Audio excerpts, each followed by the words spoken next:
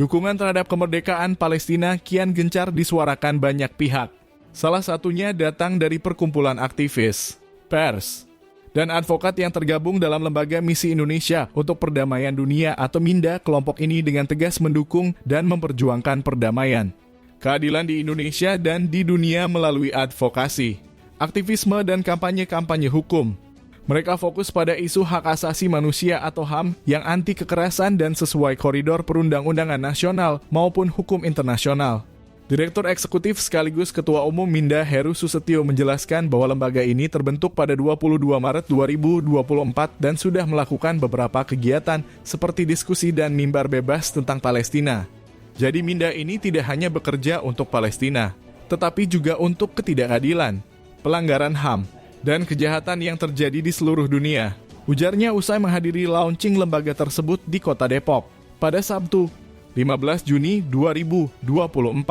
Di antara yang sedikit bicara masalah advokasi, tuturnya. Menurut Heru, kebanyakan bicara masalah kemanusiaan, masalah sumbangan bantuan, sandang, pangan, papan untuk para korban perang, korban konflik, korban di Palestina. Nah, kita mengisi segmen yang belum banyak diisi, yaitu advokasi, hukum, dan HAM.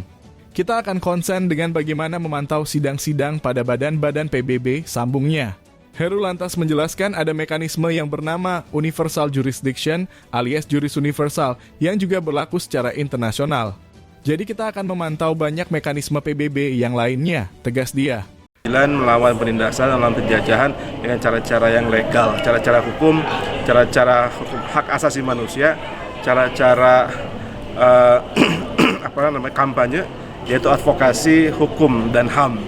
Kita akan concern dengan bagaimana memantau sidang-sidang pada badan-badan PBB, apakah peradilan internasional yang bernama ICC. Sementara itu, Wakil Ketua Majelis Permusyawaratan Rakyat atau MPR RI, Hidayat Nur Wahid dalam sambutannya mengapresiasi kehadiran MINDA sebagai terobosan penting.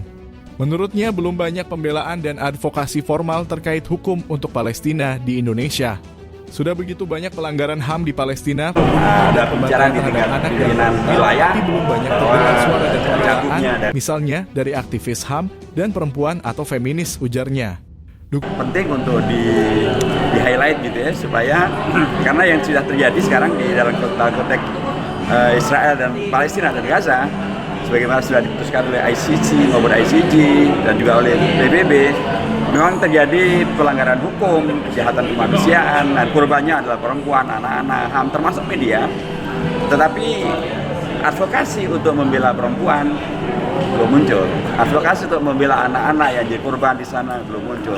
Advokasi untuk membela wartawan yang lebih dari 100 wartawan yang dibunuh oleh Israel di Gaza belum juga muncul. Advokasi hukum sudah dilakukan oleh Afrika Selatan, tetapi realisasinya juga belum bisa dilaksanakan. Jadi karenanya kita berharap MINDA ini mengisi satu dan menyemangati untuk kemudian kita bisa melakukan keberpihakan untuk mengakhiri penjajahan dan menghadirkan kemerdekaan melalui pendekatan advokasi. Dan saya kira apa yang dilakukan ini adalah sesuai juga dengan prinsip bukan hanya di konstitusi, tapi apa yang juga dikomitmenkan oleh pemerintah Indonesia untuk menghadirkan penyelesaian terhadap perang terhadap Palestina.